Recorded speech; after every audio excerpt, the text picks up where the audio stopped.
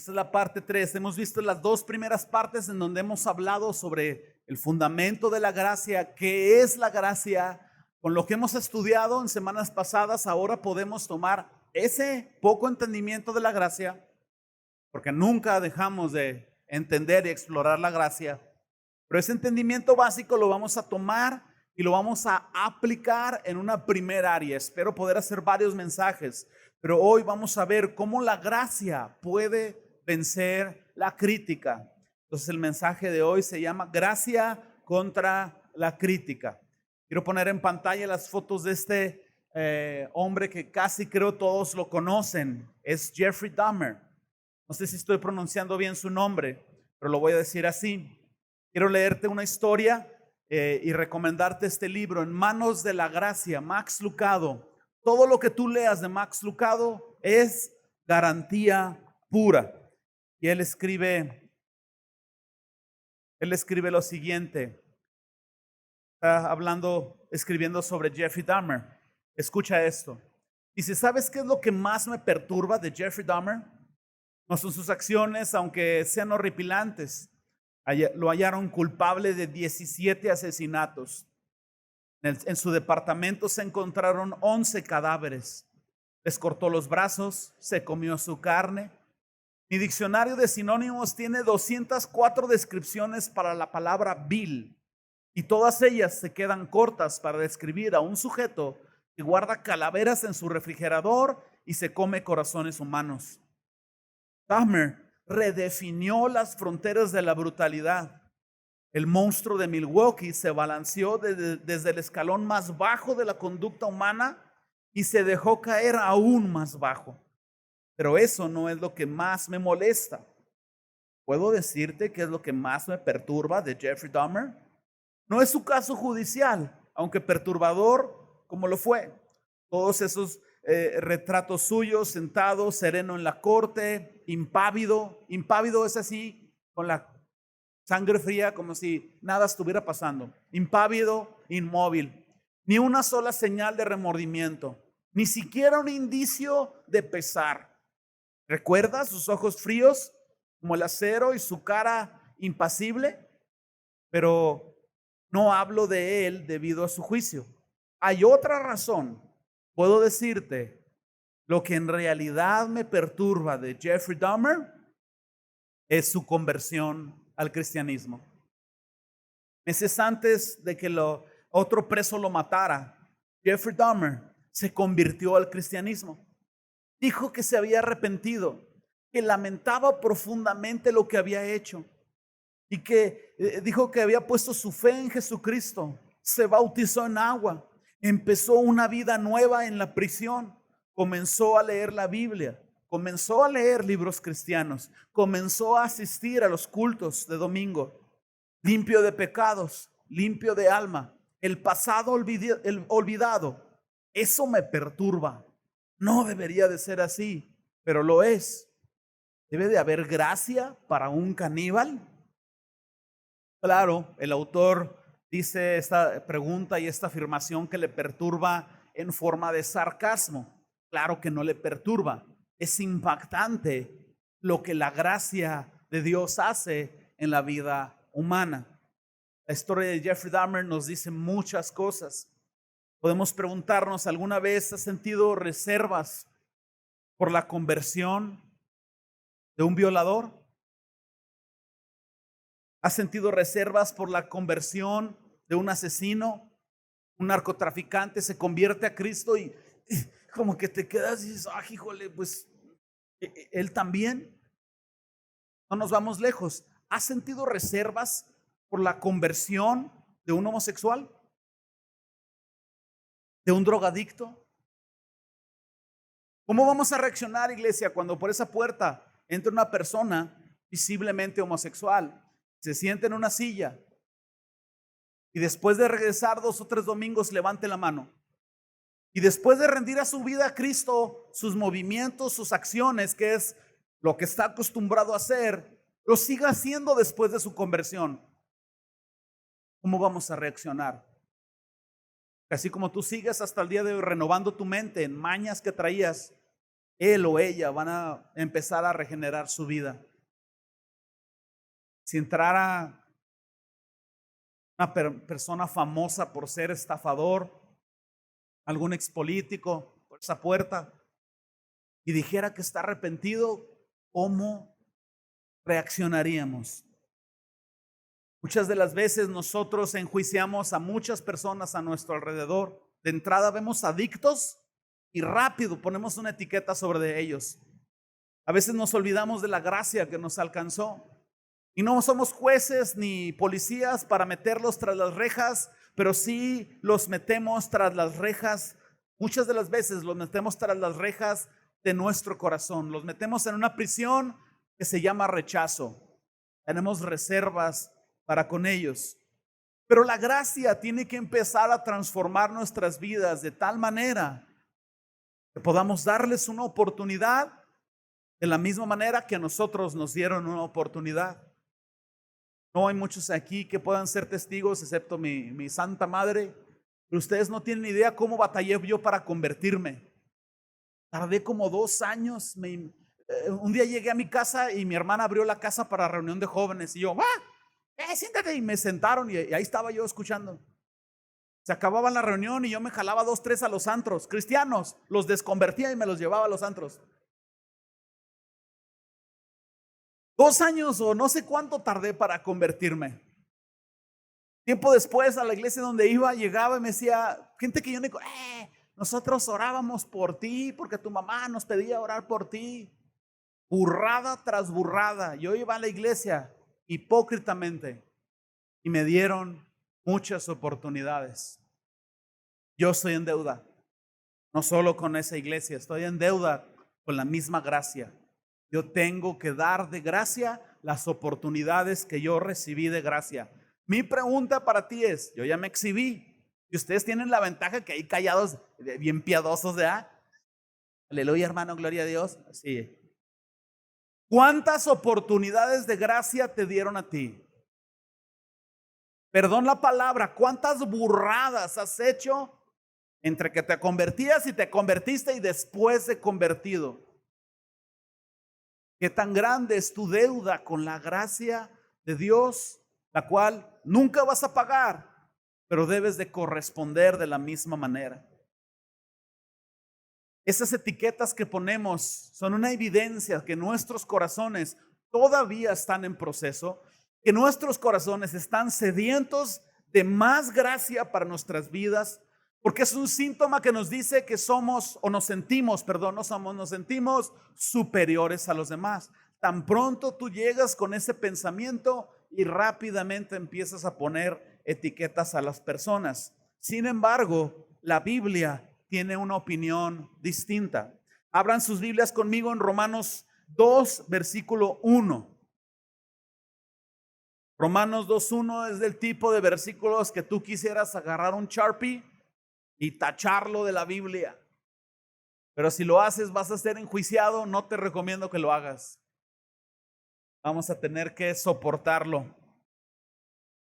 Romanos 2:1 dice, por lo cual eres inexcusable, oh hombre, quien quiera que seas tú que juzgas.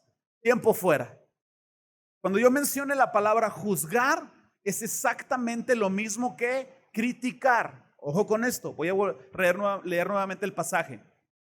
¿Por qué juzgar es lo mismo que criticar? Bueno, la crítica es un juicio.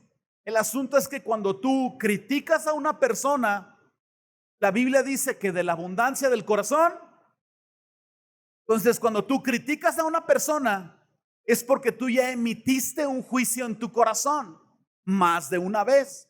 Porque cuando tu boca habla es porque tu corazón ya está lleno de juicio. Pues sí, ese pastor ahí, no sé qué, aquel hermano de allá y hasta pasa 2 veces y da ofrenda.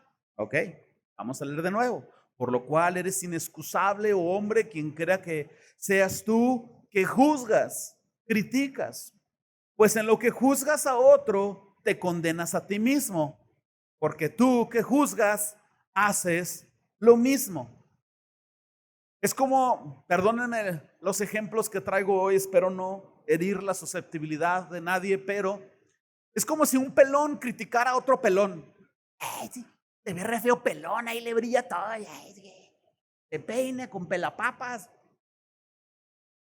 Es como si un gordito criticara, no, hombre, se parece rinoceronte. Y tú necesitas 2 sillas para sentarte. Y etiquetas a otros por su falta de gracia. Y eres como el gordito que critica al gordito. Tienes cola que te pisen igual. Y aparentas ser alguien digno por la gracia de Dios en tu vida.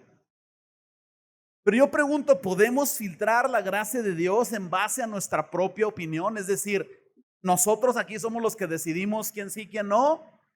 ¿Estamos nosotros calificados para decir lo correcto y lo incorrecto en la vida de otras personas? En ninguna manera. Entonces la pregunta que nos tiene aquí a ustedes y a mí, hermanos, lindos y preciosos criticones, digo, hermanos en Cristo. Si yo leo Romanos 2:1 y les digo que todos ustedes son igual de pecadores que los que juzgan, estoy diciendo la verdad. Pero el asunto es este. No es la intención ni de la palabra de Dios ni mía juzgarles, porque yo estaría haciendo exactamente lo mismo, poniéndoles una etiqueta que dice criticón a todos ustedes. ¿Estamos de acuerdo? La pregunta es entonces, ¿cómo podemos ser libres del espíritu de crítica? Con la gracia de Dios. Y durante el mensaje, cuando diga espíritu de crítica, ojo con esto, no me estoy refiriendo a un demonio, porque va a ser bien fácil que te sacas por ahí. No, es que el demonio de crítica me agarra la boca y me hace decir cosas que yo no quiero decir. No. No hay demonios de crítica. Esa es tu carne, ¿ok? Es tu carne. Entonces, ¿cómo vamos a ser libres del espíritu, de la actitud de la crítica? Ok, hay esperanza. Hay esperanza porque la gracia de Dios puede transformarnos. Y esa es la idea de hoy, que salgas por esa puerta completamente transformado. Entonces, vámonos con el primer punto. Inciso A, entendamos que Dios es el único juez. Ojo con esto. Acabamos de leer una historia de Jeffrey Dahmer. Y una cosa es sentir repulsión por lo que Jeffrey Dahmer hizo, lo cual es natural. Yo no digo que no te impacte, a todos nos impacta sus acciones. Pero otra cosa es muy distinta, es afirmar que tú y yo somos superiores que él. Todos somos pecadores. Y es peor aún afirmar que hombres como él están fuera del alcance de la gracia de Dios, porque a lo mejor no lo decimos con las palabras, pero desde el momento en que les tenemos reserva, lo decimos con nuestras acciones. Entonces, sea de palabras o sea de acciones, afirmar que alguien está fuera de la gracia de Dios, hermanos, es algo terrible. Y los quiero llevar a la conciencia de esto. Pensar que Jeffrey Dahmer, Adolfo Hitler, el chupacabras, Salinas de Gortari también ahí en la categoría, no pueden ser alcanzados por la gracia de Dios. Es afirmar indirectamente que el sacrificio de Jesús en la cruz por ellos es insuficiente. Es decir, que lo que hizo la obra redentora de Jesús en la cruz es suficiente para el 80% del pecado de la humanidad y hay un 20% que es inalcanzable. Es lo que estamos diciendo. ¿Tú estás de acuerdo con eso? Yo no estoy de acuerdo con eso. Jesús dijo, consumado es. Todo el pecado de toda la humanidad, de todos, está ahí. Por lo cual, cualquier pecador, sin importar sus acciones, punto y aparte que tenga que enfrentar las consecuencias legales, ok, pero cualquier pecador está dentro del alcance de la gracia. Ahora bien, afirmar que este tipo de personas no pueden ser transformados, juzgarlos o algo, no solo es decir que el sacrificio de Jesús es incompleto, Porque Dios, el Padre, quedó satisfecho con el sacrificio de Jesús en la cruz. Quedó tan satisfecho que ya no hay condenación para aquellos que han creído en la salvación. Dios quedó satisfecho, por eso ya no hay más castigo por el pecado. Es incorrecto tener a Jesús en un crucifijo. Ya no hay más castigo por el pecado. Todo el pecado ya fue castigado en Jesús y Dios quedó satisfecho. ¿Por qué satisfecho? Porque castigó la desobediencia del humano en Jesús, pero la castigó. ¿Me están siguiendo? Entonces, si Dios el Padre quedó satisfecho con el sacrificio de Jesús, afirmar que alguien está fuera de la gracia no solo es decir que el sacrificio de Jesús es insuficiente, también es decir que Dios es injusto porque quedó satisfecho con un medio sacrificio. Entonces las consecuencias son serias y esos síntomas que probablemente algunos de nosotros los sintamos el día de hoy. El primer paso es reconocerlo, el segundo paso es arrepentirse, el tercer paso es descansar en la gracia de Dios. Pero a fin de cuentas estas acciones son síntomas que nos dicen que necesitamos desesperadamente un nuevo encuentro con la gracia de Dios. Y para eso solo tienes que ir a recordar cómo Cristo te salvó y cómo el Señor te ama. Y es fin de la historia. Pero nuestra tarea como cristianos es despreciar el pecado. Yo no leo ninguna parte de la Biblia que ames el pecado, no es incorrecto. Tu trabajo es despreciar el pecado, pero tu responsabilidad es amar al pecador o al menos ser paciente con él. El trabajo de Dios es tratar con el pecador. Cómo el pecador es restituido desde el día cero de su conversión hasta el día final de Jesucristo, ese es asunto de Dios, porque el que inició la buena obra en ustedes y en ese pecador la continuará perfeccionando día con día hasta el día de nuestro Señor Jesucristo. Entonces pongo esto en pantalla para los que toman nota o toman foto y después toman nota o toman foto y luego se les olvida que tomaron la foto. No importa, la gracia nos cubre a todos, hermanos. Aquí va. Juzgar o criticar a otros hace sentirnos bien con nosotros mismos porque alimenta nuestra tendencia egocéntrica de superioridad. Entonces, si tú criticas a alguien y te sientes bien, es porque te estás sintiendo superior. Si tú te estás sintiendo superior, entonces tú tienes que ir nuevamente a la gracia de Dios, tú tienes que considerar delante de Dios cuáles son tus acciones y pedirle al Señor que te recuerde de dónde te sacó. De verdad, hermanos, se los digo, hay cura. Hay algo más que vacuna. Hay cura para nosotros y está en Jesucristo. Cuando nosotros personalmente nos sentimos superiores, nos estamos olvidando de la gracia de Dios. Porque si tú te comparas con Adolfo Hitler, es probable que a simple vista tú parezcas un angelito y Adolfo Hitler un demonio. Si te comparas con Jeffrey Dahmer, dices, no, que pues yo lo más malvado que hago es estacionarme en la casa del vecino, pero este malvado. Si tú te comparas con el chupacabras, pues olvídense, ¿no? Pero cuando tú te comparas con Dios, no Dios en el cielo, o sea, es imposible. Dios hecho carne, Jesucristo. Cuando tú mides tu vida con Jesucristo, la piedad y la santidad y la hermosura de Jesús te hace ver a ti como Jeffrey Dahmer.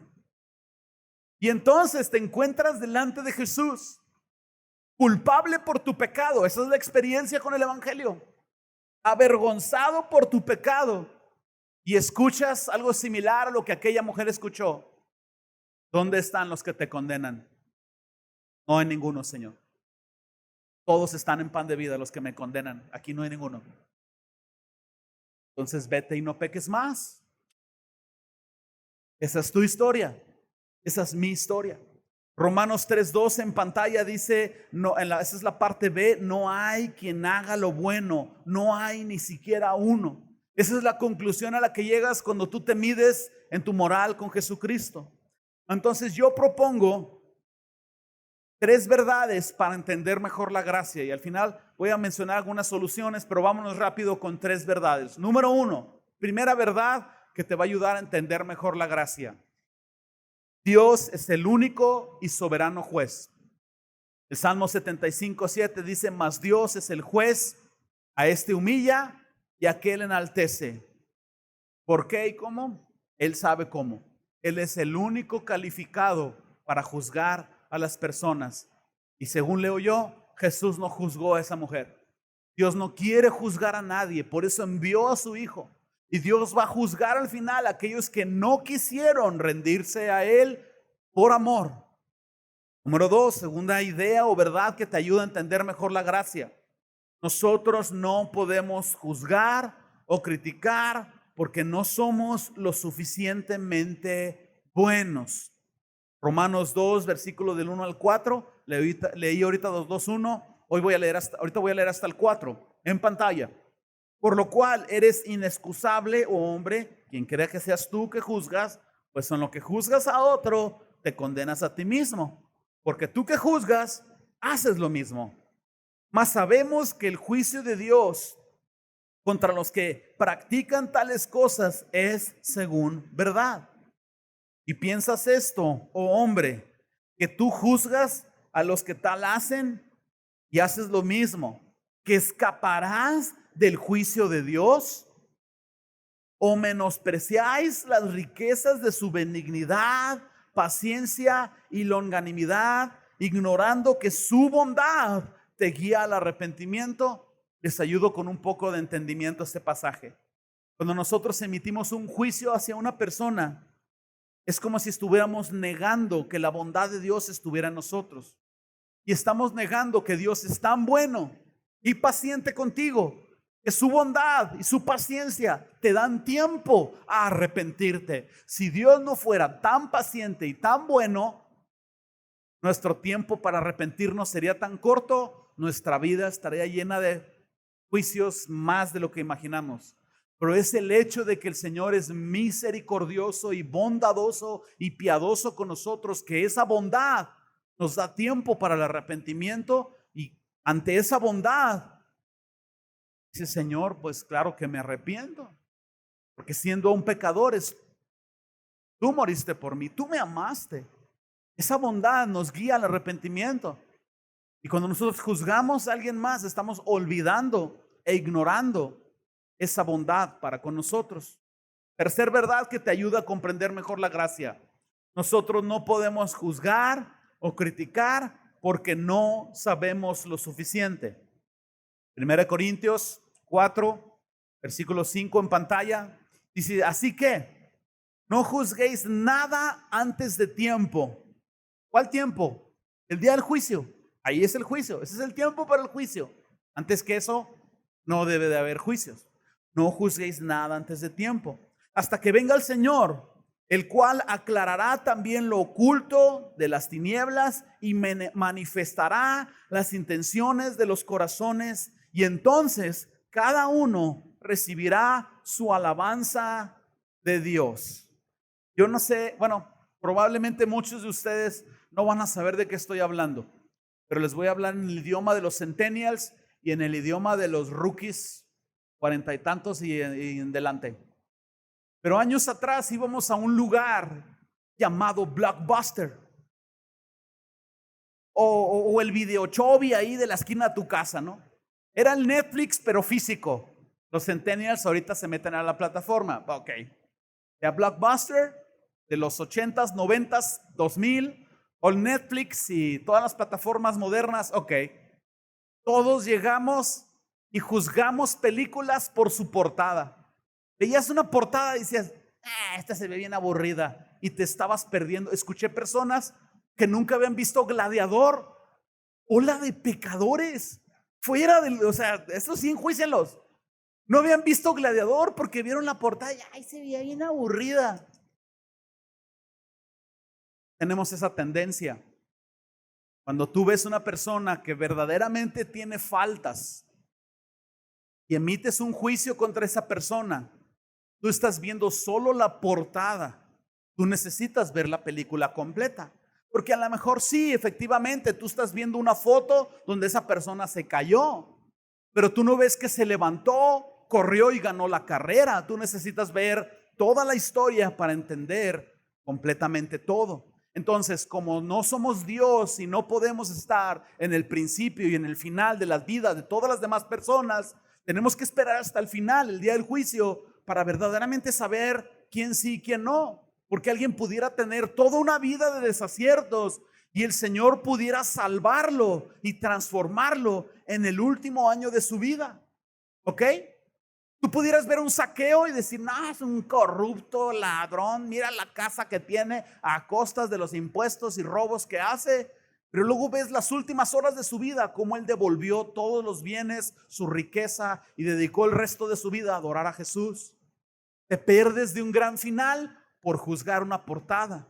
Te pierdes de lo que Dios puede hacer en esa persona por juzgar una vida incompleta en la gracia. Yo pregunto, ¿quién de nosotros es una vida ya completa?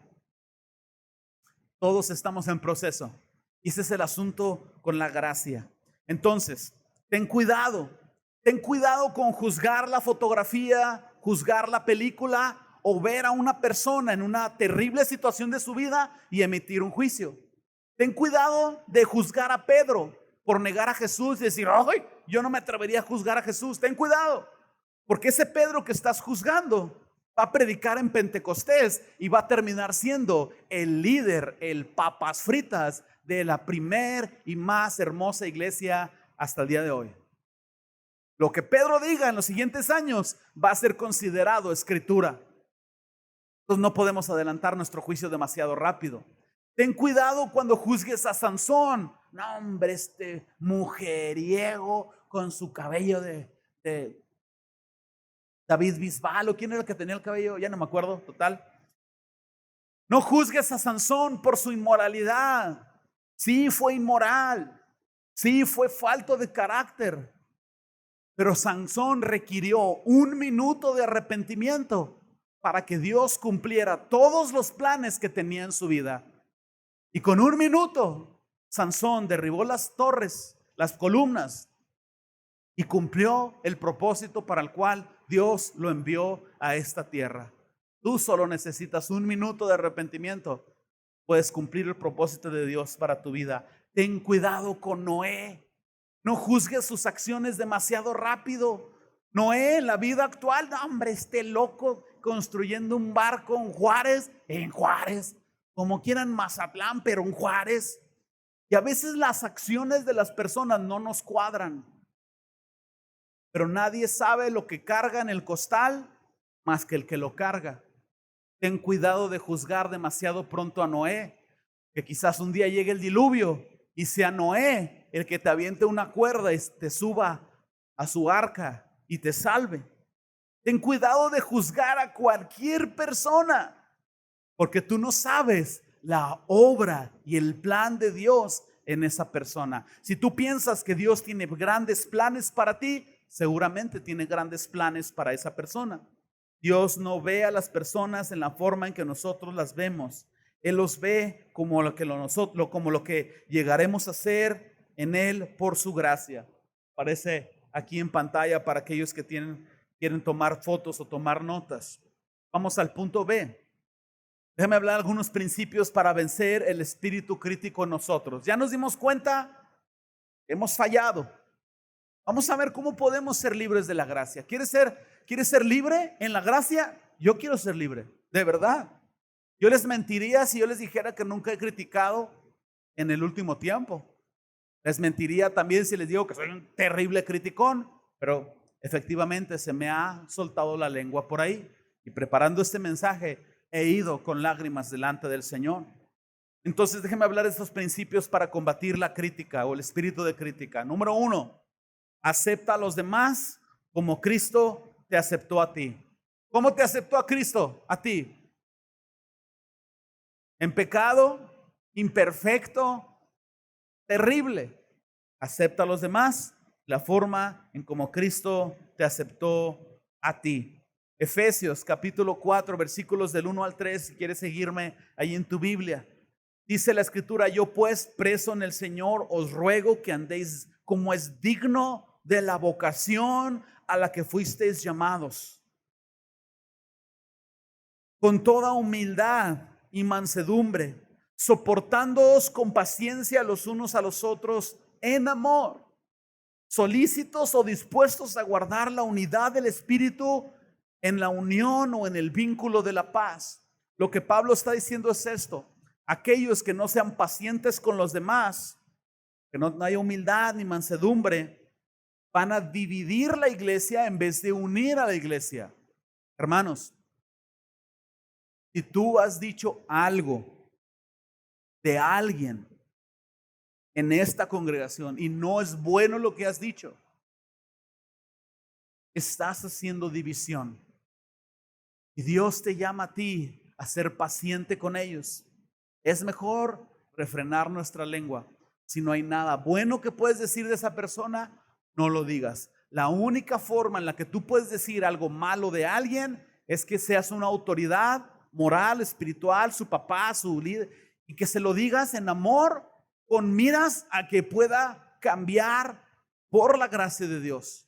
Pero si tú no estás en medio de ese entorno, cuidado de no dividir pan de vida. ¿Te gustaría pan de vida dividido? A mí no.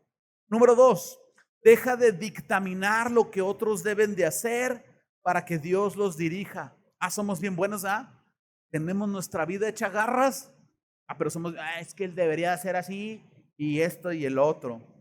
Jesús nos enseñó un principio tan impresionante de quitar la viga de nuestro ojo para quitar la viga del ojo del que estamos criticando. ¿Has leído ese pasaje? Déjame expresarte las dimensiones. La viga, literalmente, a la que Jesús se refería, es este soporte de techos en las casas antiguas. Es un tablón de 10 centímetros por 10 centímetros, las dimensiones de ancho, por aproximadamente 6 a 8 metros de largo. Jesús está diciendo que nuestro pecado en nosotros es de ese peso, y tratar con nuestras deficiencias es de esa importancia, y tratar con las de los demás es un palillito. Después de los tacos, el palillito. Mira la diferencia de dimensiones. Cuando tú termines de tratar con la viga, ya puedes quitar el ojo de tu hermano. Bueno, para cuando lo hagas ya vamos a estar en el cielo. Entonces la implicación es que es más importante que te dediques a ir delante del Señor y decir, como decía el salmista: crea en mí, Señor, un corazón nuevo y renueva un espíritu recto dentro de mí. Número 3, adopta una postura de humildad ante los demás.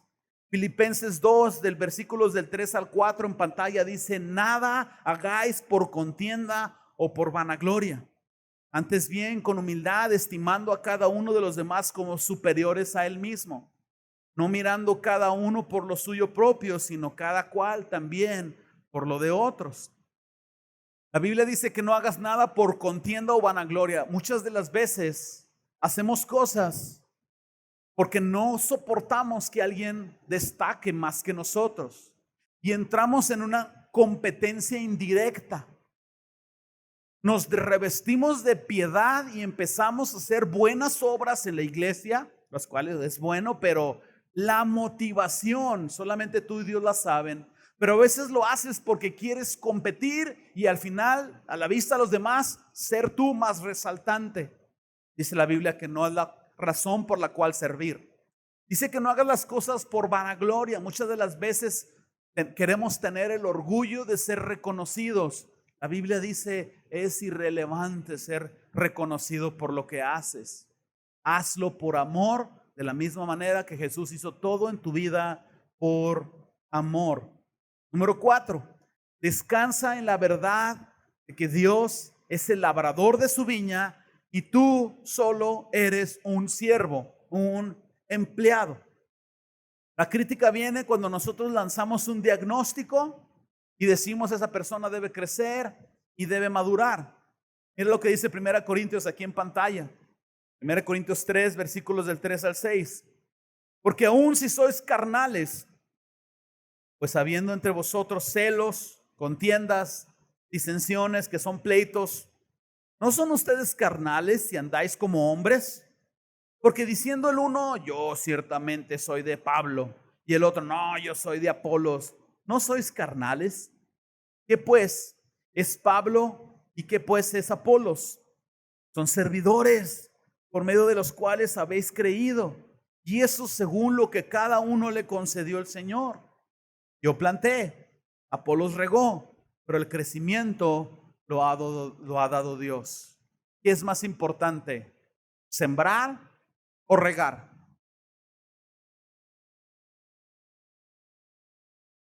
¿Qué es más importante?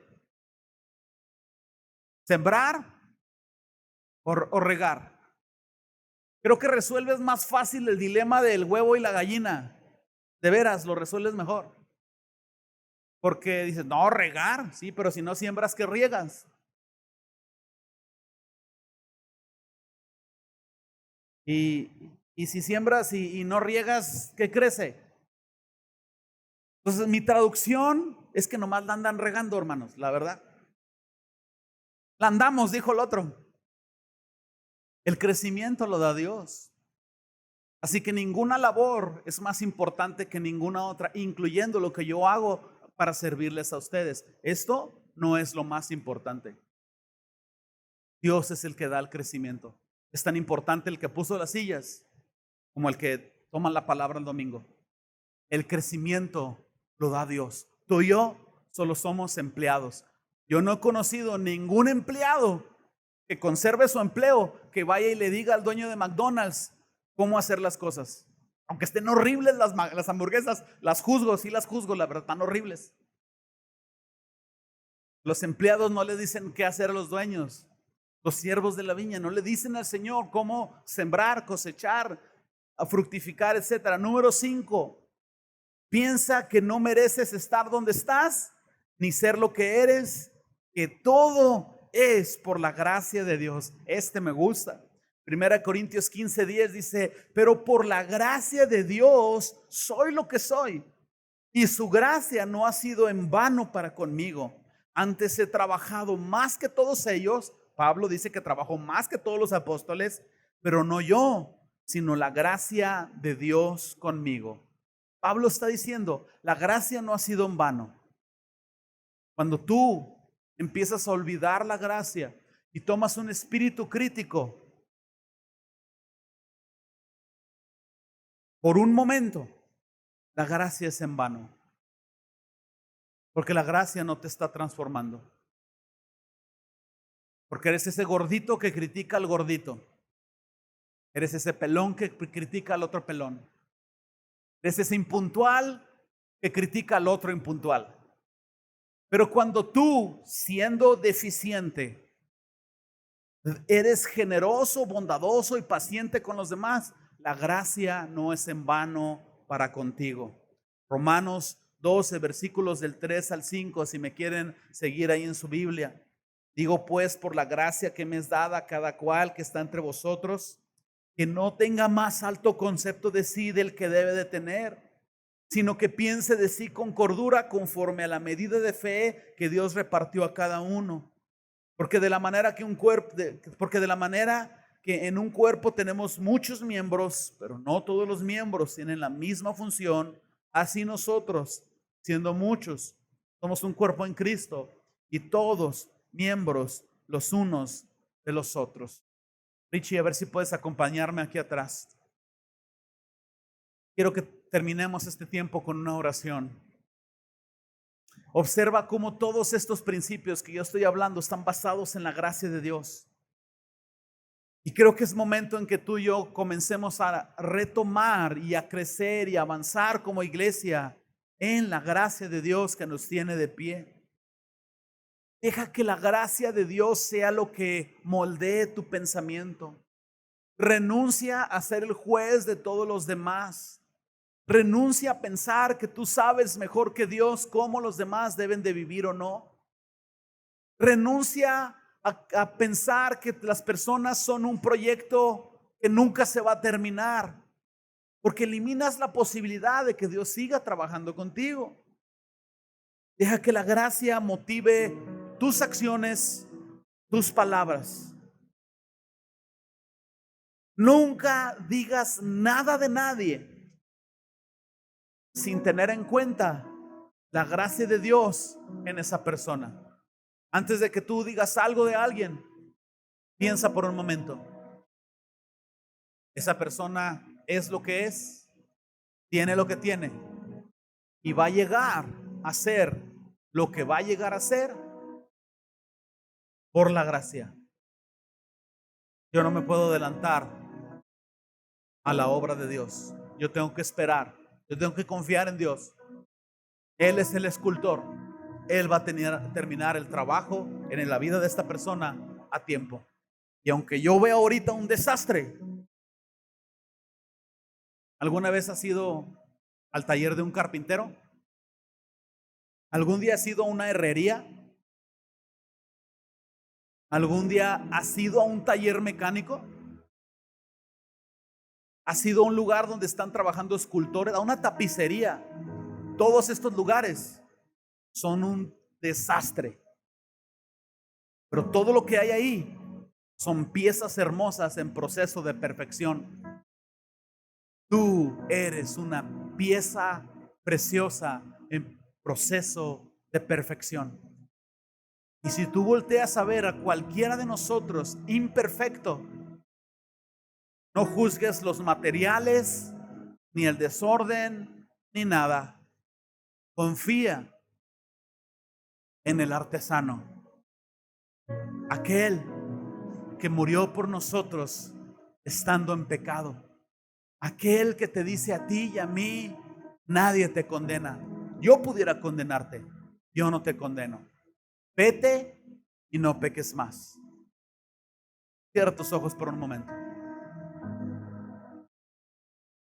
Señor, venimos ante ti en oración, pidiéndote, Señor, que transformes nuestros corazones.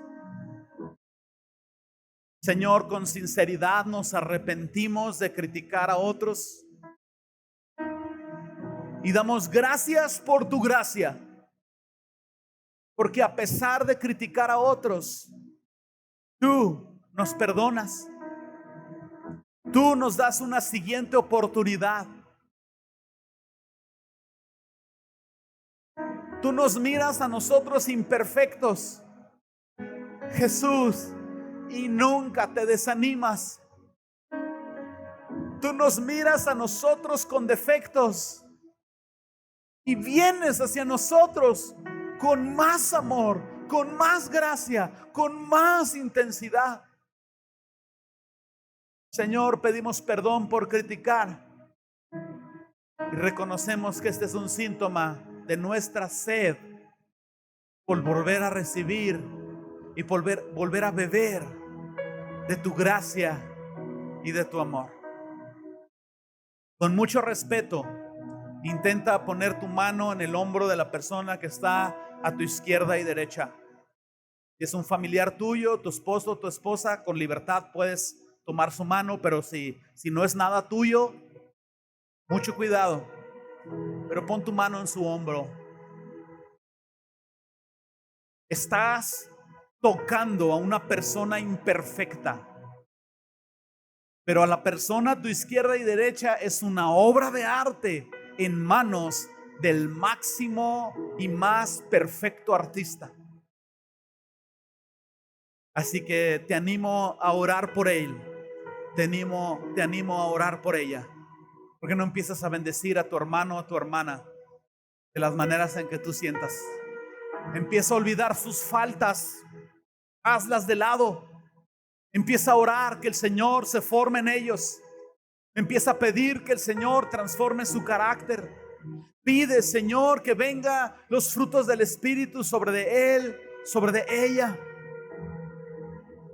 Señor, no tomes en cuenta ni mi pecado ni su pecado. Llénalo con tu amor, transfórmalo con tu gracia, que tu bondad lo lleve al arrepentimiento. Señor, hoy nosotros como imperfectos oramos por los imperfectos y te pedimos a ti, siendo perfecto, Señor, continúa la obra de perfección y transformación de nuestras vidas. Gracias por amarnos en pecado. Gracias por salvarnos. Gracias por salvar a mi hermano a izquierda y derecha, Señor. Gracias. Gracias que Él no irá al infierno. Gracias. Gracias por todo lo que estás haciendo en Él y en ella. Yo lo bendigo abundantemente en el nombre de Jesús.